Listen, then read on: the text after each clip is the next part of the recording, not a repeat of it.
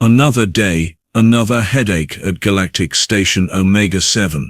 My name is Zeph'ka, and after 23 cycles of military service across 12 different sectors, I thought I had seen everything the galaxy could throw at me. Boy, was I wrong. The mess hall buzzed with its usual afternoon chatter. Vorthin engineers discussed plasma conduit efficiency over their nutrient paste. A group of Kellyan diplomats argued about trade routes while picking at their crystallized algae. The Thoraxian security team sat in their corner methodically consuming protein cubes with the enthusiasm of a malfunctioning food processor. It was peaceful, boring even. The kind of day where the most exciting thing would be someone complaining about the temperature of their thermal soup. Then she walked in, Cassandra Morgan. Human, soldier, and apparently completely insane. Now, I had worked with humans before. They were odd creatures, sure. They named their weapons, talked to their equipment, and had this bizarre habit of adopting anything that moved. But this was a new level of crazy, even for them. Behind Morgan strolled three of the most terrifying predators I had ever seen outside of a nature documentary. The first was massive, brown and furry, with claws that could probably open a starship hull like a can of processed nutrients. The second was sleek, grey, and had teeth that gleamed like polished titanium under the station lights. The third was orange with black stripes, moved like liquid death, and had eyes that seemed to catalogue every possible escape route in the room. Earth predators. Actual, living, breathing, killing machines from humanity's death world homeworld. The mess hall fell silent faster than a depressurized cargo bay. Forks stopped halfway to mouths. Conversations died mid-sentence. Even the ever-present hum of the ventilation system seemed to quiet down, as if the station itself was holding its breath. Morgan, completely oblivious to the fact that she had just turned our peaceful meal period into a scene from a horror holovid, grabbed a tray and queued up at the food dispensers, like this was perfectly normal.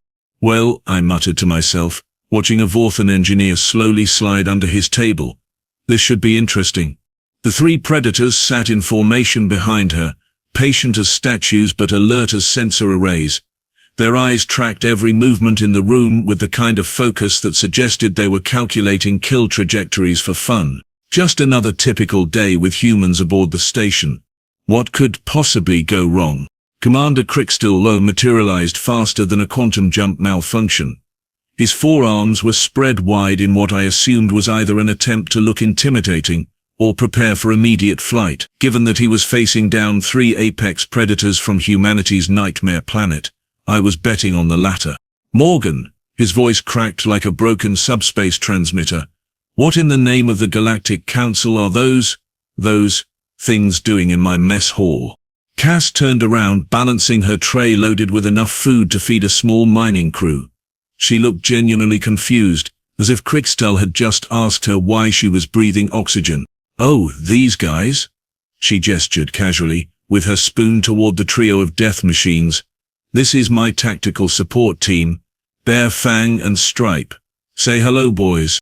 The massive brown one, apparently named Bear, which showed humanity's legendary creativity in naming conventions, let out a sound that vibrated through the deck plating. Fang's tail swished once, a movement that somehow managed to look both friendly and threatening. Stripe simply blinked slowly, which in predator language probably meant, I see you, I've measured your running speed, and I am not impressed. A Kellyan diplomat at the nearest table made a sound like escaping air, and promptly fainted into his algae. Three Vorthin engineers bolted for the exit, their tool belts clanging like wind chimes in a hurricane. The Thoraxian security team, to their credit, stayed put but reached for their weapons with the kind of careful deliberation usually reserved for defusing antimatter bombs. Team, Crickstill's voice climbed another octave. Those are apex predators, death dealers, biological weapons of mass destruction. They prefer emotionally supportive tactical assets, Cass replied, settling into a chair at an empty table. The three predators arranged themselves around her with military precision, creating what any rational being would recognize as a defensive perimeter. And before you ask, yes, they are house-trained. Well, station-trained now, I suppose. I watched this exchange with the kind of morbid fascination usually reserved for watching plasma conduits overload. Humans had this remarkable ability to treat the impossible as mundane and the terrifying as adorable. It was either inspiring or completely insane. The jury was still out. House-trained? Crichton sputtered. Morgan, these creatures could take apart half my security force before lunch. Only if they were really trying, Cass said around a mouthful of protein cake. Besides, they are not creatures. They are my team. Bear here is our heavy assault specialist. Fang handles reconnaissance and perimeter security. Stripe is our stealth operative and psychological warfare expert. As if on cue, Stripe yawned, displaying fangs that could probably puncture hull plating. Several more aliens decided they had urgent business elsewhere. The audacity was breathtaking. Here was a human, sitting in our mess hall, eating our food, while 3 walking nightmares from her homeworld sat guard duty like this was the most natural thing in the galaxy. Classic human behavior, really. You want proof they are trained? Cass stood up, wiping her hands on her uniform. Fine. Bear, perimeter check. The massive brown predator rose with surprising grace for something that probably weighed more than a cargo shuttle. It padded around the mess hall's perimeter, nose to the ground, pausing at each ventilation grate and access panel. When it reached the emergency exit, it sat and looked back at Cass. Security breach at exit 7, she announced. Someone left the magnetic lock disengaged. Crichton's mandibles clicked in disbelief. He checked his tablet, scrolled through security reports, and his face went through several interesting color changes. How did? That lock has been malfunctioning for 3 days. Maintenance is not. Fang, sweep and report. The grey predator moved like liquid shadow, circling the remaining aliens in the mess hall. It paused near each table, tilted its head as if listening, then continued. When it finished, it returned to Cass and made a series of low sounds that almost resembled speech. 12 personnel remaining in the facility, Cass translated. No concealed weapons detected. One individual showing elevated stress indicators. She looked directly at a Vorthan engineer, who was trying very hard to become invisible behind his nutrient dispenser. Probably wants to use the facilities but is too scared to move. The engineer's antennae drooped in embarrassment. Now watch this. Stripe, infiltration demonstration. The orange and black predator simply vanished. Not literally, but it moved with such fluid precision that my eyes kept losing track of it. One moment it was beside Cass, the next it was somehow behind Crichton without making a sound. It gently placed one massive paw on the commander's shoulder. Crichton went rigid as a power coupling. Found you, Cass said cheerfully. Stripe could have been carrying anything. Surveillance equipment, small explosives. My lunch? The point is, you would never know until it was too late. Just then, the mess hall doors slid open, and 3 more humans walked in. They took one look at the scene, nodded approvingly, and headed for the food dispensers. Hey Cass, one of them called out. How are the boys settling in? Great. We just finished showing Commander Crichton their skill set. Nice. Thompson brought his emotional support Python aboard yesterday. Engineering is still getting used to noodles. They continued their conversation as if discussing weather patterns, completely ignoring the fact that half the mess hall's alien population was having what could charitably be called nervous breakdowns. This was when the terrible truth began to dawn on me, and presumably on Crichton as well. This was not an isolated incident. This was not one rogue human with boundary issues. This was standard operating procedure. Humans, I realized, did not just tolerate dangerous creatures. They collected them. They bonded with them. They turned them into family members with job descriptions. I found them on Kepler 442b. Cass was explaining to her fellow humans while Stripe rejoined the group. Rescue mission went sideways, got stranded for 6 months. These 3 were cubs then, separated from their parents by a seismic event. We kept each other alive. The humans nodded like this was perfectly reasonable. Of course they would adopt orphaned predators. Of course they would spend 6 months on a hostile planet teaching death machines to follow tactical commands. Of course they would then bring them aboard a space station and introduced them as emotional support. It was the most human thing I had ever witnessed. Pack bonding, I muttered to myself. They really will pack bond with anything. Bear apparently heard me and turned to look in my direction. For a terrifying moment I thought I was about to become the next adoption project. Then it yawned and laid down for a nap. Typical. The attack klaxons shattered the relative calm like a plasma torpedo through tissue paper. Red emergency lights bathed the mess hall in an ominous glow, as the station's AI announced in its maddeningly calm voice, "Hostile vessels detected. All personnel to emergency stations. This is not a drill." Crickstill was already barking orders into his communicator when the first explosion rocked the station. The lights flickered, and somewhere in the distance, I could hear the distinctive whine of failing power systems. "Commander!" Lieutenant Vexhi's voice crackled through the comm, barely audible over what sounded like weapons fire. "Pirates have breached sections 4 through 7. They took out our primary defense grid with some kind of electromagnetic pulse weapon." "How many?" Crickstill demanded, his earlier panic about predators suddenly seeming quaint. "At least 20 hostiles, maybe more. They are moving fast, sir. Our security teams are pinned down in the outer corridors." That was when Cass stood up, her demeanor shifting from casual soldier to something altogether more dangerous. "Boys, looks like we have work to do." The transformation was immediate and terrifying. Bear rose to his full height, which I now realized was considerably more impressive when he was not lounging around looking friendly. Fang's ears perked forward and every muscle in his body went taut like a loaded spring. Stripe became perfectly still, the kind of stillness that preceded explosive violence. "Morgan, you cannot seriously be thinking," Crickstill began. "Stripe, shadow route to Section 4. Fang, parallel corridor sweep. There you are with me for the direct approach." Cass was already moving toward the emergency weapons locker, her team flowing around her like they had done this 1,000 times before. Which, knowing humans, they probably had. The mess hall erupted into controlled chaos as the remaining aliens scrambled for emergency positions. I found myself following Cass and her predators, partly out of professional curiosity and partly because someone needed to document what was about to happen for the inevitable incident report. The corridors were filled with smoke and the acrid smell of burning electronics. Emergency lighting cast everything in hellish red shadows. Somewhere ahead, I could hear the distinctive sound of pirate energy weapons and the return fire from our security teams. "Contact ahead," Cass whispered, pressing herself against the bulkhead at a corridor junction. Fang. The grey predator had somehow materialized 30 meters down the hallway without making a sound. It looked back at Cass and made a gesture with its head that clearly meant 3 targets. Armed, distracted. Bear, breach and clear. Fang, flanking support. Stripe. Cass looked around, but the orange and black predator had vanished again. Stripe is doing Stripe things. What happened next defied every tactical manual I had ever read.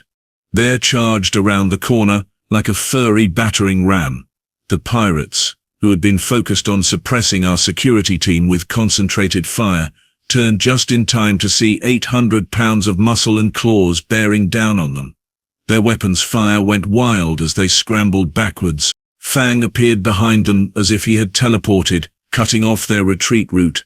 The pirates found themselves trapped between 2 predators, which is roughly equivalent to being caught between a black hole and a supernova. Then Stripe materialized directly above them, having somehow reached the ceiling access panels without anyone noticing. The pirate in the middle looked up just in time to see death incarnate dropping toward him with mathematical precision. The entire engagement lasted approximately 15 seconds. By the time our security teams regrouped and moved forward, 3 pirates were unconscious, their weapons scattered across the deck like discarded toys. Bear sat calmly beside them, looking pleased with himself. Fang was already moving toward the next contact point. Stripe had vanished again. "Section 4 clear," Cass reported into her communicator, like she had just finished routine maintenance. Moving to Section 5. I watched this impossible scene play out with growing amazement. These were not just trained animals. This was a coordinated military unit operating with a level of tactical sophistication that would make our best special forces teams jealous. How? I started to ask. 6 months on Kepler 4042b, Cass said, already moving toward the next objective. When you are outnumbered 50-1 by hostile predators, you either learn to work as a team or you become something's dinner. For the first time since meeting Cassandra Morgan, I was beginning to understand that she might actually know what she was doing. 2 hours later, the pirate threat was neutralized. Completely. Utterly. In a manner that would probably be studied in tactical academies for decades to come. The final tally was impressive, even by military standards. 23 pirates captured, 0 casualties on our side, and minimal damage to station infrastructure. The pirates, when they regained consciousness, kept babbling about demon beasts and nightmare creatures from the void. Our medical team assumed they were suffering from combat stress. Commander Crickstill stood in the center of the mess hall, which had been converted into a temporary command post, staring at a report tablet like it contained the secrets of faster-than-light travel. "Morgan," he said finally, his voice carrying a mixture of exhaustion and disbelief. "According to this after-action report, your team was responsible for neutralizing 60% of the hostile forces."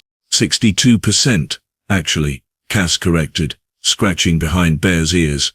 The massive predator was sprawled on the deck, looking remarkably like an oversized carnivorous pet. But who's counting? Crickstill's mandibles clicked in what I had learned was his version of a resigned sigh. "The Galactic Defense Council is going to want a full briefing on your methods." "Sure thing. Just make sure they know that Bear, Fang and Stripe are now officially part of station security. I will need their meal requirements added to the commissary budget." "Their meal requirements?"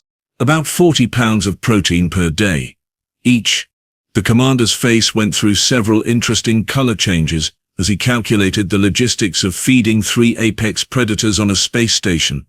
"Fine. Approved. Whatever keeps them happy." This was the moment I truly understood the human superpower. It was not their ability to survive on death worlds, or their tendency to make friends with dangerous creatures. It was their absolute talent for making the impossible seem not just reasonable, but inevitable. They turned predators into family members. They turned survival into teamwork. They turned a space station into a home for anything willing to pull its weight and follow basic rules. The communications array crackled to life. "Station Omega-7, this is Transport Ship Endeavour, requesting docking clearance. We have 4 human personnel aboard with standard emotional support animals." Crickstill looked at Cass with the expression of someone who had just realized his problems were about to multiply exponentially. "Standard emotional support animals? Oh, that will be Peterson's team," Cass said brightly. "He has a crocodile named Chompers. Martinez has twin velociraptors, called Bonnie and Clyde. And I think Johnson finally got approval for his emotional support grizzly bear." "Another bear? Bigger than bear. Johnson likes them extra fluffy." Crickstill closed his eyes and began what sounded like a prayer in his native language. I watched the whole scene unfold with the kind of cosmic appreciation usually reserved for watching stars form. Humans, I had concluded, were not just survivors or warriors or explorers. They were the galaxy's ultimate adoption agency. And somehow, against all logic and reason, it actually worked.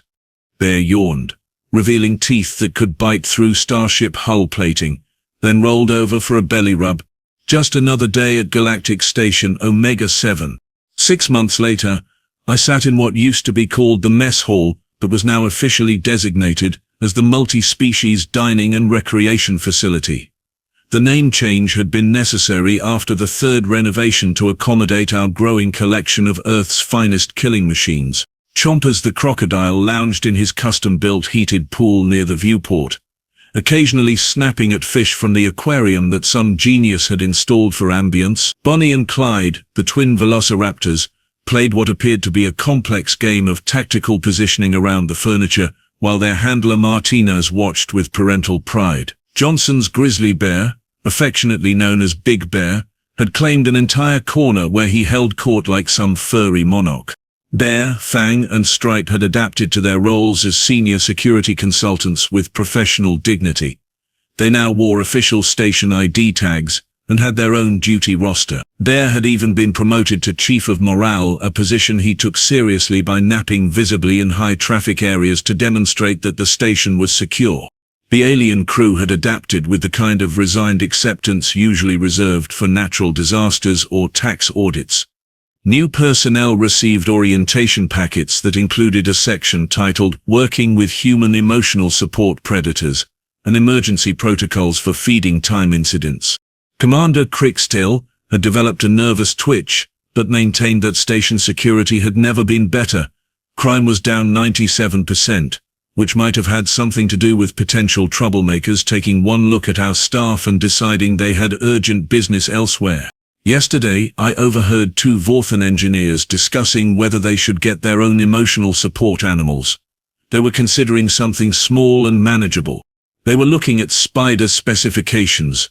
Apparently humans were not the only species capable of questionable life choices. The galaxy was doomed.